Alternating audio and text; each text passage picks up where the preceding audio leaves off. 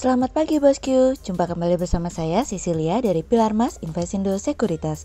Touch your heart, touch your profit. Nah, seperti biasa kita akan mulai saja nih market review kita hari ini, Senin 8 Maret 2021 dengan episode Go Green. Maka dari itu jangan kemana-mana ya bosku, tetap di channel Pilar Mas Investindo Sekuritas. Touch your heart, touch your profit. Pionir Sekuritas Channel di Indonesia.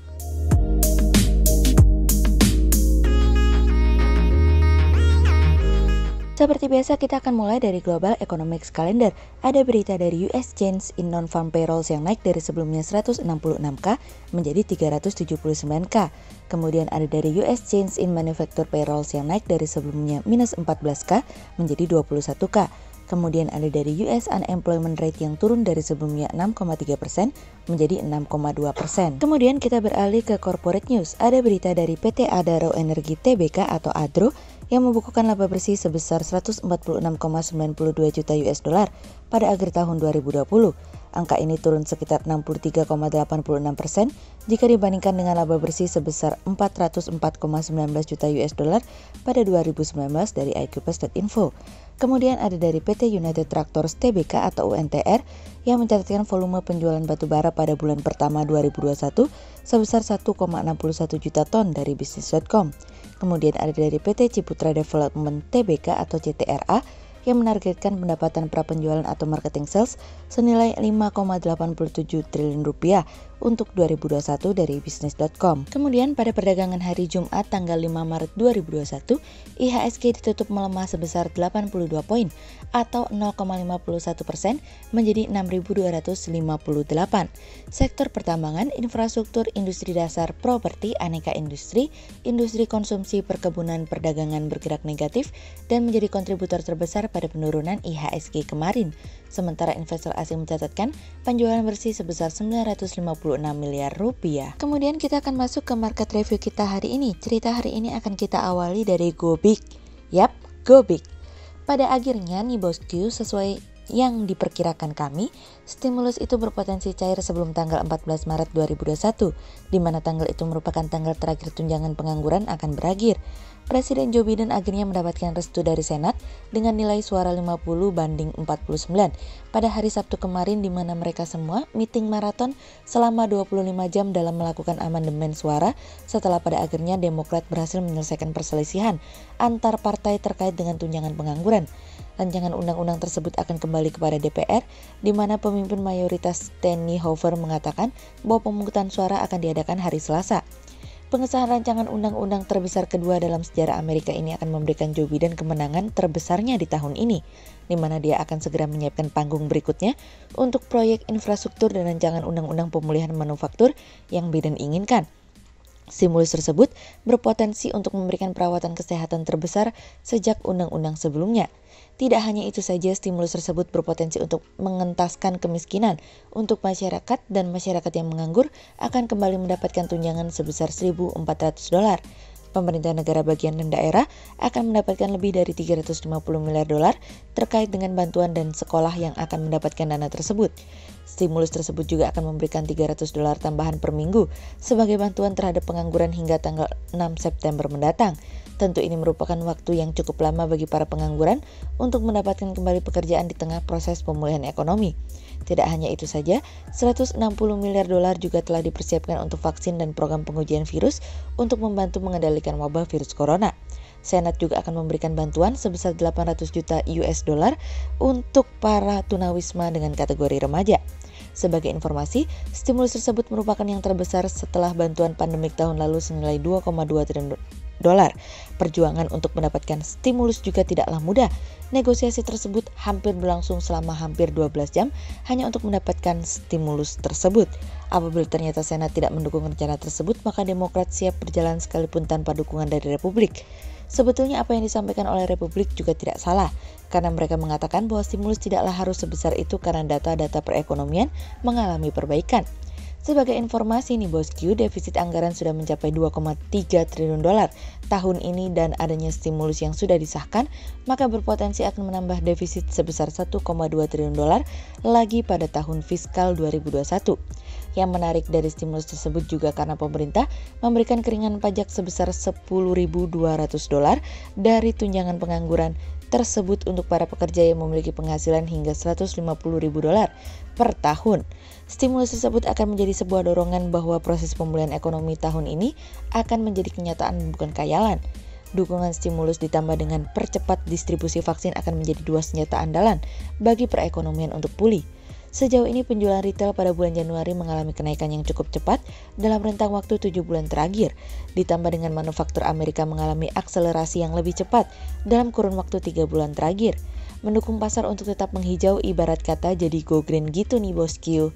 Ada hal yang menarik juga nih bosku, dari kata-kata Dewan Penasihat Ekonomi White House kemarin dirinya mengatakan bahwa kunci pemulihan ekonomi adalah pengendalian wabah virus corona dan stimulus.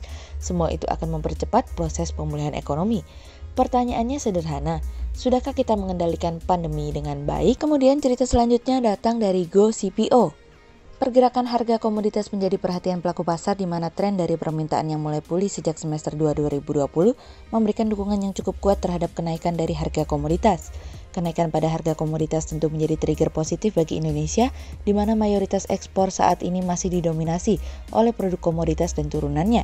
Berdasarkan data dari Petroleum Planning and Analysis Cell atau PPAC, permintaan India untuk bensin, diesel, dan jenis bahan bakar lainnya akan mencapai 215,24 juta ton pada periode Maret 2021 hingga Maret 2022 mendatang. Pada tahun lalu, tingkat konsumsi bahan bakar India turun hingga 70%.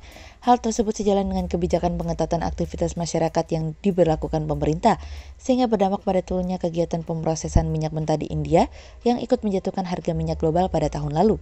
Berdasarkan data dari Bank Sentral India, indeks keyakinan konsumen ada kenaikan pada kuartal 1 2021, di mana pelonggaran aktivitas ikut mendorong konsumsi masyarakat yang lebih baik dibandingkan kuartal 4 2020. Naiknya produktivitas dan industri diharapkan dapat memberikan kontribusi kenaikan pada konsumsi India yang juga berdampak positif bagi permintaan ekspor CPO. Sebagai eksportir minyak nabati, industri sawit memberikan kontribusi dalam perolehan devisa negara melalui ekspor CPO dan produk-produk turunannya dengan rata-rata nilai ekspor sebesar 21,4 miliar US dollar atau rata-rata sebesar 14,19% per tahun dari total ekspor non-migas Indonesia. Dari sisi penerimaan negara dalam bentuk pajak dan PNBP, industri sawit juga menyumbangkan pemasukan penerimaan negara tersebut dengan estimasi sebesar 14 triliun rupiah sampai 20 triliun rupiah per tahunnya, sehingga dapat kita simpulkan betapa signifikannya industri sawit terhadap perekonomian Indonesia secara keseluruhan. Membaiknya harga CPO tentu menjadi trigger pada naiknya pendapatan negara dan juga produktivitas emiten sawit. Sehingga berdasarkan technical analisa, kami melihat saat ini IHSG memiliki peluang bergerak menguat dan ditradingkan pada level 6.170 hingga 6.310.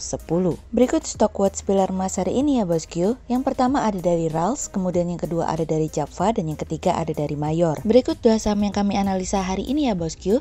Yang pertama ada dari CTRA atau PT Ciputra Development Tbk yang menargetkan pendapatan prapenjualan atau marketing sales senilai 5,87 triliun rupiah untuk 2021. Tahun 2021 merupakan tahun yang diharapkan pemulihan ekonomi berjalan sehingga akan mendorong daya beli masyarakat. Sejumlah kebijakan yang dilakukan pemerintah baik dari program vaksinasi dan stimulus PPN tentunya menjadi suatu peluang bagi perusahaan. Target marketing sales senilai 5,87 triliun rupiah untuk 2021 tampaknya perusahaan optimis. Hal ini seiring dengan mengalirkan sejumlah insentif. Sehingga berdasarkan technical analisa dalam tren pada jangka waktu short term berpotensi untuk bullish dengan target 1350 dan tingkat probabilitas sebesar 76%, sementara dalam jangka waktu long term berpotensi untuk bullish dengan target 1800 dan tingkat probabilitas sebesar 86%. Kemudian yang kedua ada dari Adro atau PT Adaro Energi Tbk yang membukukan laba bersih sebesar 146,92 juta US dollar pada akhir tahun 2020.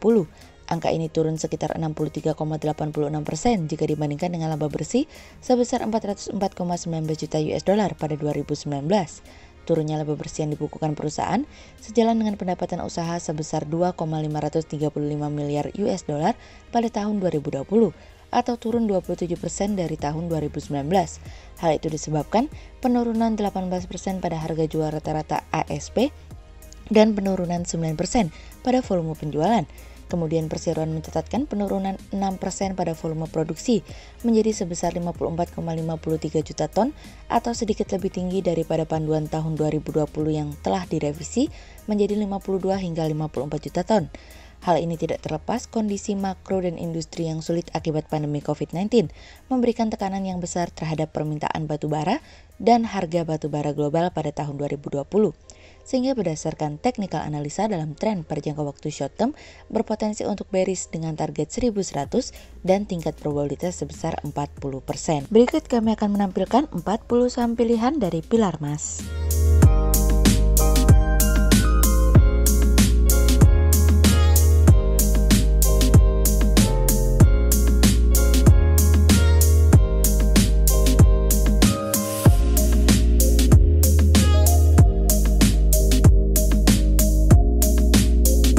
Sekian untuk review market kita kali ini ya bosku. Untuk info lebih lengkapnya bosku bisa download PDF dengan klik link di bawah video ini, atau bisa juga langsung akses ke website kami di www.pilarmas-investindo.go.id. Dan jangan lupa untuk selalu jaga kesehatan buat para bosku ya. Kita akan bertemu lagi besok pagi untuk market review yang berikutnya.